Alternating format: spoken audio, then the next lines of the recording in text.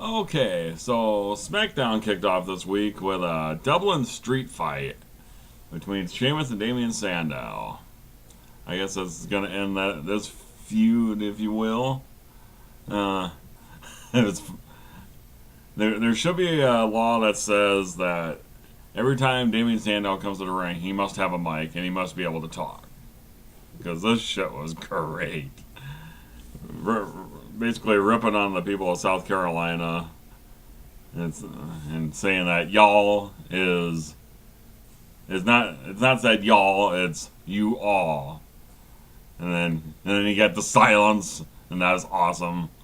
But this match was actually pretty good to start off the show. I mean, yeah, granted it wasn't the street fight like Daniel Bryan and Randy Orton had on Monday Night Raw this week, but this is actually pretty good.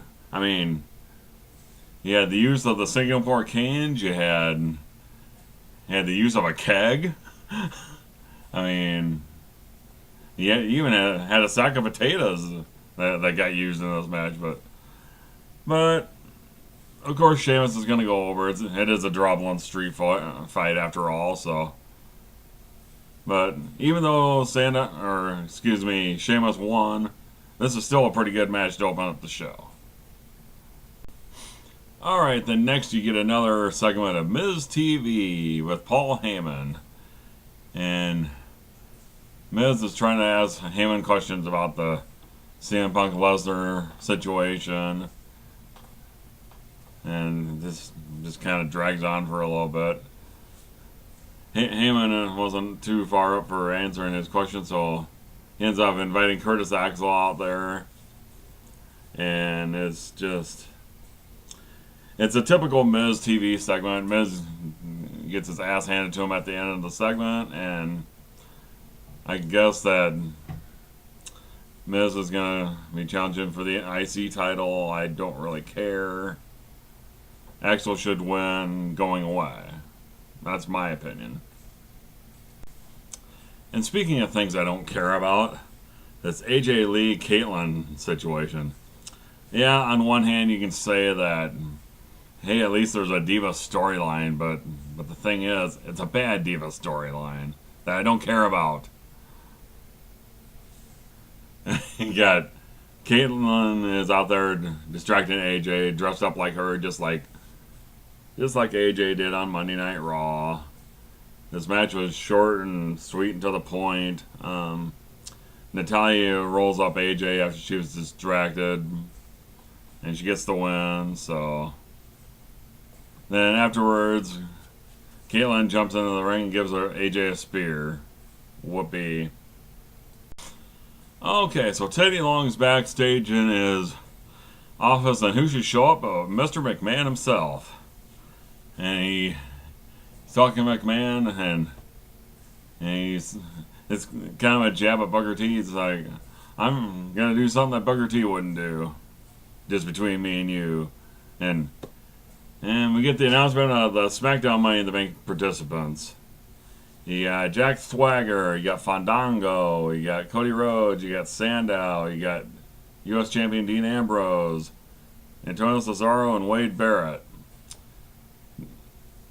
And the thing about this is, whereas on the WWE Championship side, you got pretty much all baby faces, and then on this side, you've got pretty much all heels. So, what is this trying to tell me? I really can't pick a winner out of this bunch, but if they're gonna keep the winner of this side of the Money in the Bank heel, I guess that probably would tell you that maybe Ziggler's going to get his title back.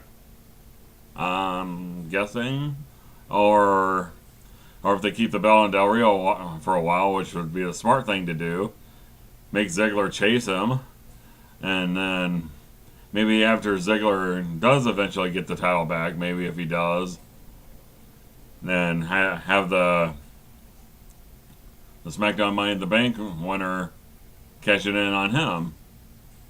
It's just a thought. Alright, then your 1 hour main event is Kane against Randy Orton. But Daniel Bryan setting in on commentary, and yeah, this is a match we've seen many times, but towards the end of the match, you got Kane outside, and it's only up to about a 4 count. Daniel Bryan helps Kane back to the ring. I guess trying to help him out, I guess. Then he promptly eats an RKO, and Orton goes over. But is this going to be the start of a Daniel Bryan heel turn? It's like, if they're just setting this up for him to go up against Cena, if they're just going to feed him to Cena at SummerSlam or whatever, it's like, it'd be like a big fuck you to the internet wrestling community who wants Daniel Bryan to be the world heavyweight, or excuse me, the WWE champion. This would be absolutely stupid. But then again, this is Vince McMahon we're talking about, and at WrestleMania 30 next year in New Orleans, we're probably going to get John Cena versus The Rock 3. Alright, so then you have a big squash between Ryback and Justin Gabriel. This match only lasted about 2-3 minutes. Then you got Jericho out there, and he is basically saying that Ryback's a moaner, a whiner, a bitcher, a complainer, or whatever the fuck. Like, like the butcher, the baker. Surprised he didn't say the candlestick maker. But, oh god. I'm really glad I don't have to root for Ryback anymore, because it's like, this match at Money in the Bank is, I mean, when you consider that Ryback was, about 6 months ago, he's probably the most over man in your company, and then, oh, John Cena wasn't going to have that, brother. So he squashed that noise right quick. And now Ryback's pretty much irrelevant. Thanks, Cena. So then you had the shocking moment of the night, at least from my perspective, is Christian and the Usos in a 6-man against the Shield. Well, at least this match did have a little bit of build-up, because on main event Wednesday night, you had Christian in a 9-title match against Dean Ambrose, and he gets beat down by the rest of the Shield, and the Usos come down to save Christian, so at least you have some little bit of a build there, but the Shield loses again in a 6-man match. That's like, what, 2 out of the last 3 weeks they've lost on Smackdown? I mean, it's one thing to lose to Kane and Daniel Bryan and Randy Orton, but it's a whole nother thing to lose to Christian and the Usos. Even if Ambrose is doing the job to Christian.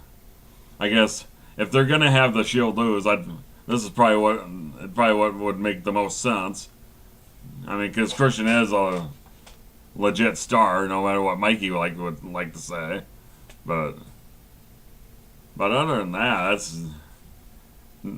are they just starting to make the Shield look weak now?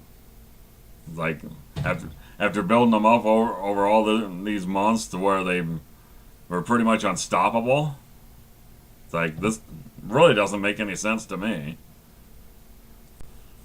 So then you have your main event segment, the Fiesta Del Rio. And you got, I mean, Del Rio spared no expense. He's got a little mariachi band. He's got a pinata above the ring with Ziggler's face on it. And he's just talking, celebrating his title win, and he started talking Spanish for a lot of his promo, which predictably got the USA chance going. But other than that, the segment this wasn't the greatest main event segment I've ever seen before. But he ended up getting Ziggler out there, and I like him being all serious in this. And then having him come down, and then you get the little beat down, get the little fight going in between Del Rio and Ziggler. Ricardo tries to interfere. He ends up getting pushed through the table, and then he gets nailed with one of the guitars, and that's about the end of the show. And then then you get Ziggler playing his broken guitar with the mariachi band, and that's the end of your show. Well, I don't have much to say for final thoughts, except the fact that the show wasn't really that great tonight. I mean, Raw on Monday night was a pretty solid show, but SmackDown is just it. This show really didn't do that much for me. It's like, I mean, the Ryback Jericho thing, that I don't know what that's doing for either wrestler. And Christian going over on Ambrose, that's kind of makes sense, but it kind of doesn't. And then the main event segment with Del Rio and Ziggler, just that was kind of And the AJ match with Natalia, that was dumb. But as far as like the SmackDown Money in the Bank participants, yeah, it's like it's all heels. It's like, yeah, I don't know where they're gonna go with this, but it is kind of dumb that you got all faces on one side, and like with the WWE Championship, and then you got all heels going for the World Heavyweight Championship, Money in the Bank. So, I didn't really care for the show that much, but hey, why don't you let me know what you thought of the SmackDown? I wasn't really a fan of it, so. And I'm out the door for now, and I'll talk to y'all later.